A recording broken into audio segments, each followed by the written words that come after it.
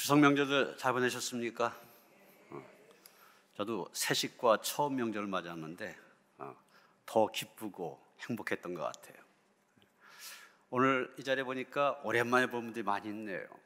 부모님들 찾았다가 함께 예배에 참석한 분들도 있고, 또 처갓집에 들렸다가 이렇게 예배에 참석한 분들도 있고, 온라인상엔 또 지방에서 또 해외에서 예배에 참여한 분들 많이 있습니다. 이 명절 연휴가 계속되는데 갈 데도 많고 할 일도 많이 있지만, 먼저 하나님 앞에 예배하는 모든 심령 속에 하나님께서 크신 은혜로 함께 하시기를 주님의 이름으로 축원합니다. 우리가 갖고 있는 성경 66권을 정경이라고 그러는데, 유대인들은 이 정경 외에 나름대로 성경 비슷하게 인정하는 외경이라고 하는 게 있습니다. 그 외경에 나오는 이야기입니다. 하루는 하나님께서 일꾼을 찾기 위해서 천사 가브리엘을 세상에 보냈습니다. 이 가브리엘 천사가 세상에 내려와서 세상을 두루 살핀 다음에 하나님께 보고를 합니다. 하나님의 일꾼 될 만한 사람들을 두루 살펴보았더니 두 종류의 사람이 있었습니다. 첫째 부류의 사람은 아주 유능하고 지혜가 있으나 진실성이 좀 결여된 사람들이었고, 둘째 부류에 속한 사람은 좀 미련하고 우둔하지만 진실하고 성실한 면이 있었습니다. 어떤 사람들이 좋을까요? 하나님께서 말씀하십니다. 그 미련하고 우둔한 자를 데려와라. 내가 그에게 지혜와 재능을 주리라. 여러분, 무엇을 얘기하는 겁니까? 하나님께서 인간에게 요구하신 것은 뛰어난 재능이나 능력, 지혜와 지식, 그게 아니라 진실한 믿음, 믿음과 행함이 그대로 일치되는 그런 믿음을 보신다는 것입니다. 그래서 고린도전서 1장 24절 이하에 보면 사도 바울은 이런 증언을 하고 있습니다. 오직 부르심을 받은 자들에게는 유대인이나 헬라인이나 그리스도는 하나님의 능력이요 하나님의 지혜니라. 하나님의 어리석음이 사람보다 지혜롭고 하나님의 약하심이 사람보다 강하니라. 형제들아, 너희를 부르심을 보라. 육체를 따라 지혜로운 자가 많지 아니하며 능한 자가 많지 아니하며 문벌 좋은 자가 많지 아니하도다. 그러나 하나님께서 세상에 미련한 것들을 택하사 지혜 있는 자들을 부끄럽게 하려 하시고, 세상에 약한 것들을 택하사 강한 것들을 부끄럽게 하시며, 하나님께서 세상에 천한 것들과 멸시받는 것들과 없는 것들을 택하사 있는 것들을 폐하려 하시나니, 이는 아무 육체도 하나님 앞에서 자랑하지 못하게 하려 하심이라. 바울은 이 진리를 깨달았기 때문에 또 이런 고백을 하면서 살았습니다. 내가 나된 것은 하나님의 은혜로 된 것이니. 무슨 얘기입니까? 자기가 잘나고 똑똑하고 재능이 많고 은사가 많기 때문에 하나님께서 택하셔서 하나님의 일을 하게 하신 게 아니란 얘기입니다. 자신의 현재의 모습, 그 모습이 어떠하든지 전적으로 하나님의 크신 은혜란 것입니다. 바로 이런 삶의 자세, 이게 진실한 것입니다. 우리는 이런 진실함으로 하나님 앞에 서야만 됩니다. 오늘 본문 23절부터 계속 되어지고 있는데, 이 가운데는 예수님께서 말씀하신 두 아들의 비유가 28절 이하에 나오고 있습니다. 내용은 간단합니다. 어떤 가정에 두 아들이 있었습니다. 어느 날 아버지가 맏아들에게 오늘 포도원에 가서 좀 일 좀 해라 말씀하십니다. 그러니까 이 맏아들 아주 시원하게 예 대답하고 나갔습니다. 그런데 대답만 예 했지 실제로는 가지 않았습니다. 예라고 대답만 해놓고 친구들하고 놀았는지 뭘 했는지 가지 않았습니다. 제가 어렸을 때의 경험을 이렇게 다시 생각해 보면 얼마든지 가능한 일이라 생각이 들어집니다. 저희 아버님이 저를 보신 게 44세 때입니다. 굉장히 늦으셨죠. 굉장히 제가 이쁨을 받으며 자랐습니다. 그런데 아버지한테 매 맞은 게 딱 한 번 있어요. 더 이상 있는지 몰라도 제 기억에는 한 번입니다. 딱 한 번. 초등학교 한 5학년 정도로 기억이 되어지는데 아버님이 무슨 심부름을 시키셨어요. 아마 이웃 동네에 가서 뭘 빌려오라고 하셨는지. 그래서 알았습니다 하고서 이제 가는 도중에 보니까 친구들이 놀고 있어요. 시간을 보니까 아직 시간이 충분합니다. 그래서 친구들하고 같이 놀다 보니까 애들이 그렇잖아요. 재미에 빠져버리면 다 잊어버리죠. 아버지 심부름 시킨 거 깜빡 잊어버렸습니다. 아차 하고 보니까 벌써 해가 넘어갔고 틀렸어요. 그때 돌아와 갖고서 첫 번 유일한 매를 맞는 그런 날이었습니다. 아마 본문에 맏아들이 그랬을 겁니다. 나는 분명히 아버지의 말씀에 순종하려고 했지만은 다른 것에 신경이 쓰여지다 보니까 그것을 실천하지 못하고 만 겁니다. 이제 아버지가 둘째 아들을 불러서 포도원일을 부탁했습니다. 그랬더니 둘째 아들은 그 자리에서 아주 단호하게 싫다고 하면서 나가버립니다. 그런데 얼마 후에 생각이 바뀌었는지 자신의 행동을 뉘우치고 포도원에 가서 일을 했습니다. 예수님께서 이 말씀을 하신 다음에 묻습니다. 사람들 향하여, 그렇다면 이 두 아들 중에 아버지의 뜻대로 행한 아들이 누구이겠느냐? 사람들은 당연히 둘째 아들입니다, 이렇게 대답을 합니다. 그런데 이 이야기를 읽으면서 우리에겐 좀 아쉬움이 있습니다. 큰아들, 둘째 아들 좀 못마땅하잖아요. 큰아들은 이해하고 하지 않았고 둘째 아들은 아니요 한 다음에 했습니다. 제3의 아들이 있을 수 있지 않겠는가? 아버지가 포도원에 가서 일하라. 예, 그러겠습니다. 대답하고 또 가서 실제로 일하는 그런 아들, 이런 아들이 있을 수 있지 않겠는가 생각하게 되지 않습니까? 그런데 성경에는 그런 아들은 없습니다. 예수님께서 말씀하신 그대로 두 아들이, 성경은 세 아들이라고 얘기하지 않습니다. 성경 말씀 그대로입니다. 의인은 없나니 하나도 없도다. 아버지의 마음에 딱 맞는 아들은 세상에 없는 것입니다. 여러분, 예수님께서 두 아들만을 비유로 말씀하신 이유가 바로 그겁니다. 이 세상에 셋째 아들과 같은 사람은 없다고 한 것입니다.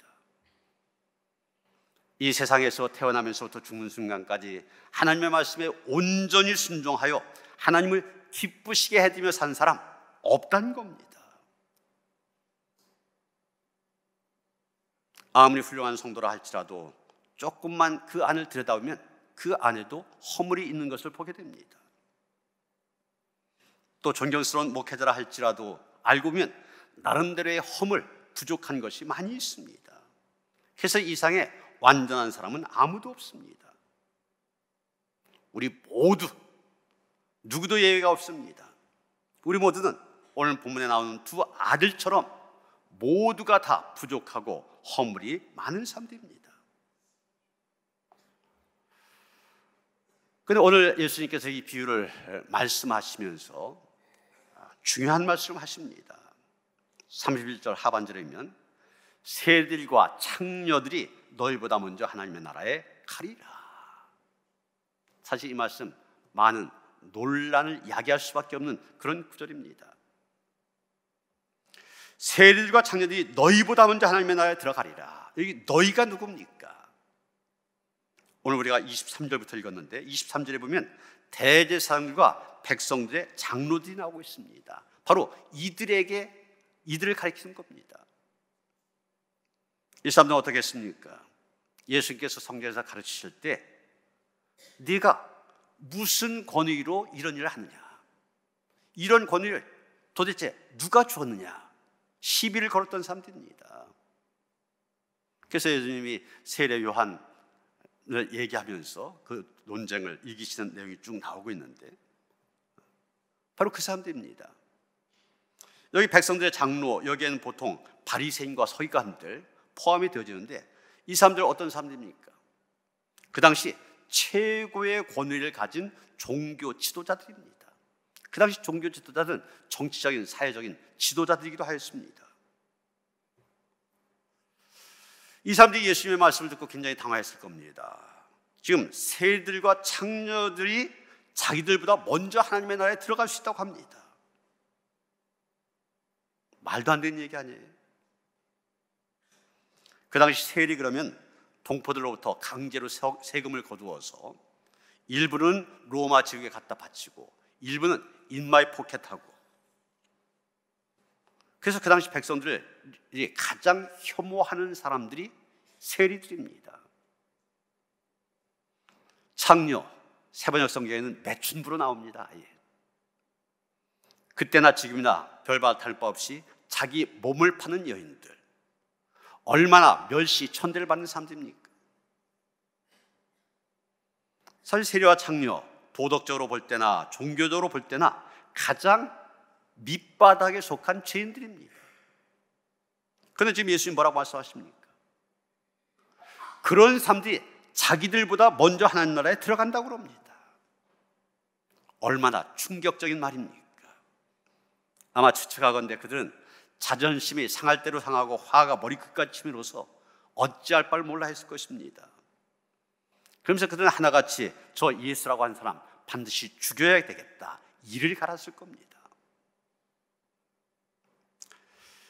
예수는 지금 바로 이들을, 대제사장과 백성의 장로들, 바리새인 서기관들, 이들을 마다들에 비유하고 계신 겁니다.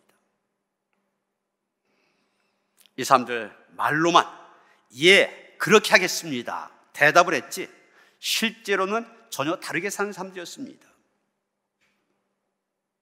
이들은 하나님 앞에 제사를 잘 지냈습니다. 요즘 말로 하면 주일 성수했다, 주일은 빠지 않고 예배를 드렸다 말할 수 있습니다. 일주일에 2번씩 금식을 했습니다. 그리고 매일같이 시간을 정하여 기도 생활을 했습니다. 소득의 11조를 드리는 것은 물론이고 박하와 해안과 근처의 11조, 아주 작은 부분까지도 철저하게 11조 생활을 했다는 겁니다. 여러분, 이렇게 하는 게 쉬운 일입니까? 이런 사람들 지금 와도 1등 신자라 우리가 존경할 겁니다. 겉으로, 겉모습 그대로만 보면 이 사람들 가장 하나님의 뜻대로 사는 사람들처럼 보여집니다. 그런데 예수님은 그들이 그렇게 죄인이라고 멸시천대하는 세리와 창녀들은 책망하지 아니하시고 오히려 자기들을 무섭게 책망하십니다. 왜 그러셨습니까? 이들은 겉과 속이 다른 사람들, 외식하는 사람들이었기 때문입니다. 정말 겉으로 볼 때는 하나님의 말씀대로 사는 아주 경건한 사람들처럼 보입니다. 주일 성수하죠, 철저히 11조 하죠, 기도생활, 금식, 경건생활 열심히 하죠. 정말 경건한 사람처럼 보입니다. 그런데 알고 보면 가장 나쁜 짓을 많이 하는 사람들입니다. 그런 사례를 예수님께서 여러 가지로 말씀하시는데 마태복음 23장 13절부터 15절 보면 이렇게 말씀하십니다. 예수님이 이들 향하여 화를 내시면서 하신 말씀이, 외식하는 서기관들과 바리새인들이여, 너희는 천국문을 사람들 앞에서 닫고 너희도 들어가지 않고 들어가려 하는 자도 들어가지 못하게 한도다. 화했을진저 외식하는 서기관들과 바리새인들이여, 너희는 교인 한 사람을 얻기 위하여 바다와 육지를 두루 다니다가 생기면 너희보다 배나 더 지옥 자식이 되게 한도다. 얼마 악한 사람들이면 자기들 천국 못 간 것은 물론이고 아예 다른 사람들이 천국 간 문까지 막아선 사람들이라는 겁니다. 또 마태복음 23장 24절 이하에 보면 이 사람들을 맹인된 인도자들 이렇게까지 얘기합니다. 그러면서 하시는 말씀이, 맹인된 인도자여, 하루살이는 걸러내고 낙타는 삼키운도다. 화했을진저 외식하는 서기관들과 바리새인들이여, 잔과 대접의 겉은 깨끗이 하되 그 안에는 탐욕과 방탕으로 가득하게 한도다. 눈먼 바리새인이여, 넌 먼저 안을 깨끗이 하라. 그리하면 겉도 깨끗하리라. 화했을진저 외식하는 서기관들과 바리새인들이여, 해칠한 무덤 같으니 겉으로는 아름답게 보이나 그 안에는 죽은 사람의 뼈와 모든 더러운 것이 가득하도다. 이와 같이 너희도 겉으로는 사람에게 옳게 보이되 안으로는 외식과 불법이 가득하도다. 안과 밖이 전혀 다른 사람들. 예수님은 이런 사람을 향하여 아주 모욕적인 말씀도 서슴없이 하십니다. 이 독사의 새끼들아, 뱀의 자식들아, 이런 욕을 하셨는데 이 말, 이 사탄들아, 마귀의 새끼들아, 이런 말과 똑같습니다.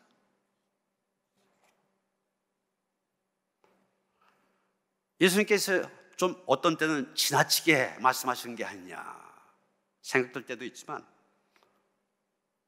성경 곳곳에서 그렇게밖에 말할 수밖에 없는 이유들을 보게 됩니다.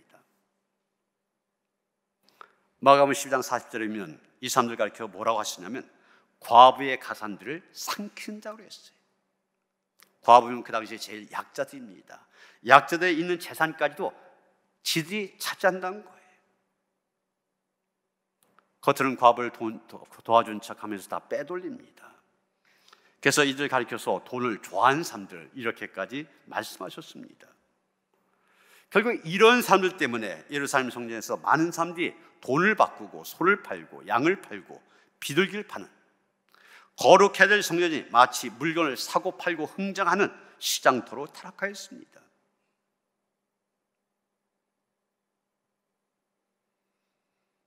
예수께서 성전에 들어갔을 때 한 번은 이런 광경을 보셨죠. 그러면서 하신 말씀이 뭡니까? 너희는 만민이 기도한 집 강도의 소굴로 만들었다. 화를 내시면서 그를 내어 쫓으셨습니다. 여러분, 하나님을 예배하는 성전입니다. 어떻게 하나님을 예배하는 성전에서 이런 일이 있을 수 있습니까? 사람들이 대제사장들과 서기관들에게 돈을 상납하고 그들이 묵인하에서 성전 안에서 장사할 수 있었기 때문입니다. 그들은 하나님에 대한 사랑이 없었을 뿐만이 아니라 하나님의 영광보다도 사람의 영광을 더 사랑했습니다. 그러게 마태복음 23장 3절 이하에 보면 또 이렇게 말씀하십니다. 그러므로 무엇이든지 그들이 말한 바는 행하고 지키되 그들이 하는 행위는 본받지 말라. 그들은 말만 하고 행하지 아니하며 또 무거운 짐을 묶어 사람의 어깨에 지우되 자기는 이것을 한 손가락으로도 움직이려 하지 아니하며 그들의 모든 행위를 사람에게 보이고자 하나니.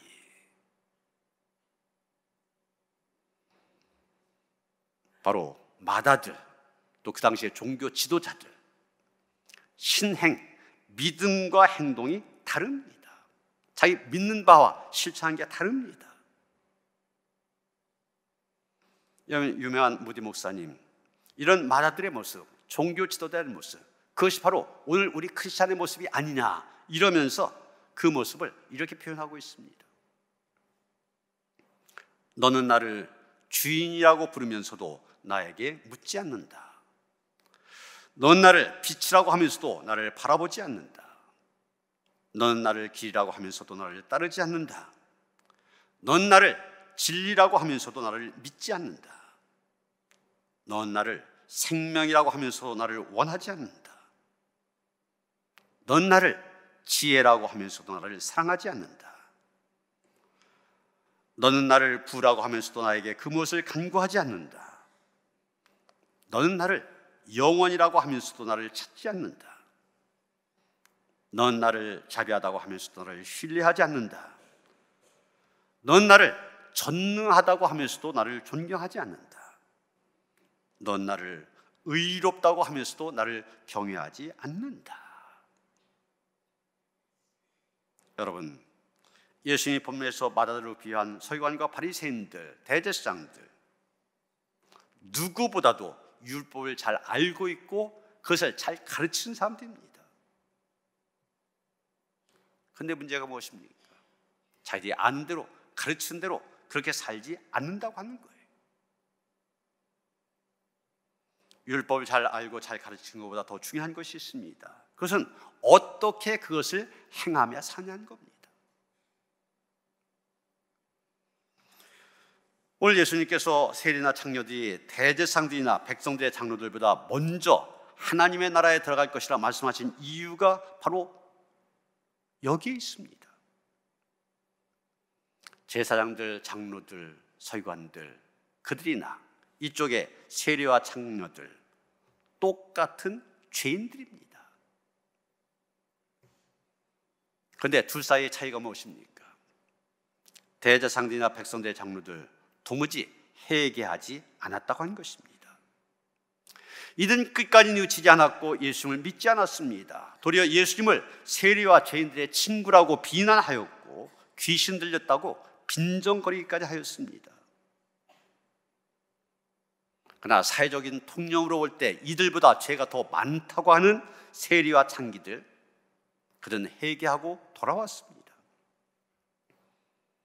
예수님을 믿고 새 사람 되는 사람들이 많이 나왔습니다. 심지어 12제자 가운데도 세리 출신이 있지 않습니까? 마태복음을 쓴 마태, 세리의 자리에 앉아있는데 예수님 나를 따르라 제자 삼으셨어요. 제자가 되었습니다. 여러분, 막달라 마리아, 학자들 사이에는 이 여인이 창녀가 아니었느냐 추측하는 그런 견해들도 많이 있습니다. 그 당시 사람들의 가장 큰 비난의 대상이었던 세리와 창녀, 그들이라 할지라도 하나님 앞에 회개하고 돌아오면 그들 앞에 살 길이 열리는 것입니다. 예수님은 그들이 회개하고 돌아왔을 때 기쁨으로 받아주셨습니다. 죄인 하나가 회개하고 돌아오면 하늘에서 회개할 것이 없는 90의인 99 때문에 기뻐하는 것보다 더 기뻐하신다고 하였습니다. 그리고 중요한 것은 한 번도 그대의 과거에 대해서 묻지 않으셨다고 하는 것입니다. 우리가 보통 생각할 때는 당연히 과거의 잘못에 대해서 물어봐야 되고 책망해야 될 것 같은데 예수님 그렇게 하지 않으셨습니다. 여러분, 여기에서 우리가 분명하게 깨닫게 된 것이 있습니다. 사람이 망한 것은 죄 때문이 아니라고 하는 것입니다. 죄 때문이 아니다. 그럼 무엇 때문입니까? 죄를 회개하지 않기 때문입니다. 죄 때문에 지옥 가는 것이 아닙니다. 회개하지 않기 때문에 지옥에 가게 되는 것입니다. 그러게 누구든지 돌아오기만 하면 됩니다. 뒤늦게라도 뉘우치고 회개하고 하나님 앞에 돌아오기만 하면 됩니다. 그러면 하나님 과거를 묻지 않으십니다. 이것이 바로 복음, 기쁜 소식입니다. 당자가 방탕한 생활을 하다가 죄를 깨닫고 돌아왔을 때 그의 아버지는 아들의 지난 행적 나무라지 않으셨습니다. 무조건 그 아들 끌어안고 입을 맞추며 이 아들 죽었다가 다시 산 아들이고 잃어버렸다가 다시 찾은 아들이라고 기뻐하며 잔치를 베풀어 주셨습니다. 마찬가지입니다. 저와 여러분에게 아무리 부끄러운 과거가 있을지라도 그 모든 죄악 다 끊어버리고 하나님 앞에 회개하고 돌아오면 하나님께서는 기쁨으로 받아주실 뿐만이 아니라 과거를 묻지 않으실 것을 믿으시길 바랍니다. 에스겔 18장 21절 20절에도 이런 말씀이 나옵니다. 악인이 만일 그가 행한 모든 죄에서 돌이켜 떠나 내 모든 율례를 지키고 정의와 공의를 행하면 반드시 살고 죽지 아니할 것이라. 그 범죄한 것이 하나도 기억함이 되지 아니하리니 그가 행한 공의로 살리라. 그러므로 우리의 과거가 어떠했든지 간에 그 과거 때문에 고민할 필요 없습니다. 앞으로 죄를 지으면 어떻게 하지? 앞으로 지을 죄 때문에 염려할 필요도 없습니다. 하나님께 나아오기만 하면 됩니다. 지금 이 시간 죄를 끊어버리고 그 죄를 회개하고 하나님 앞에 나오면 됩니다. 그리고 바르게 살아가면 되는 것입니다. 이제 회개하고 돌아온 우리 제3의 아들이 되어야만 됩니다. 물론 제3의 아들 현실적으로는 존재할 수 없습니다. 의인은 없나니 하나도 없다고 했으니까. 그러나 원칙적으로는 마땅히 있어야만 됩니다. 다시 말해서 가겠다고 하고 가지 않은 아들이나 안 가겠다고 하다가 나중에 뉘우치고 간 아들, 그런 아들이 아니라 제3의 아들, 가겠다고 대답하고 가는 그런 아들, 예라고 말하고 예로 살아가는 성도들 우리가 되어야 한다는 것입니다. 우리 남농사지방 남선교회 연합회에서는 지금 저소득층 노인들에게 스마트 LED 전등 이것을 달아주는 그런 사업을 하고 있습니다. 노인들이 되면 다 이 무릎이 안 좋지 않습니까? 그러면 스위치가 이렇게 달려 있는데 일어나서 끄고 또 뭐 켜고 하는 것도 힘이 듭니다.